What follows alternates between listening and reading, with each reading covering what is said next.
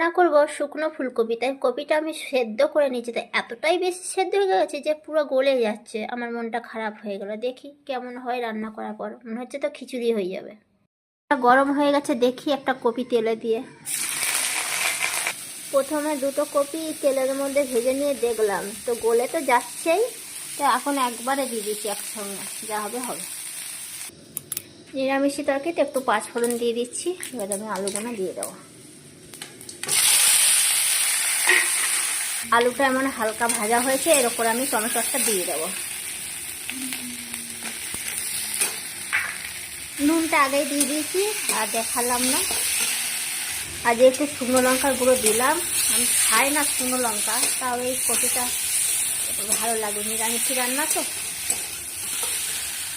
সব মশলা আমার দেওয়া হয়ে গেছে। পাঁচফোড়ন দিয়েছি, জিরে গুঁড়ো দিয়েছি আর টমেটোর কাঁচা লঙ্কা এই কপিতে দিয়ে দেবো কষানো হয়ে গেলে। আর ধনে পাতা, নামানোর আগে একটু ধনে পাতা দিয়ে নেবো। আলুটা সেদ্ধ করে নিয়েছিলাম বলে কড়াইয়ে লেগে যাচ্ছে, তো একটু জল দিয়ে কষাচ্ছি। আর কপিটা যদি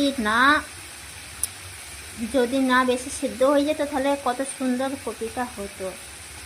মনটা খুব খারাপ হয়ে গেলো। চলো আর একদিন শুকনো কপি দেখাবো রান্না করে।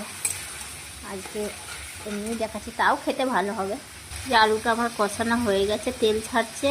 এবার আমি একটু কপিটা দিয়ে দেবো। কপিটা দিয়ে দিলাম।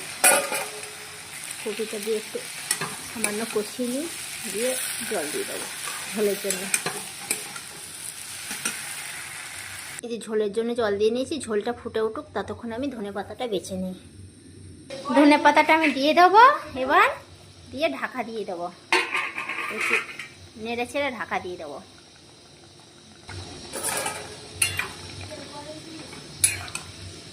ও আমি তো ভাবছিলাম কেমন হবে, সেই কালার হয়েছে শুকনো কপির তরকারিটা। খেতেও সেই স্বাদ হবে। তরকারিটা হয়ে গেছে, ঢাকাটা আমি খুলে দেব। দেখি,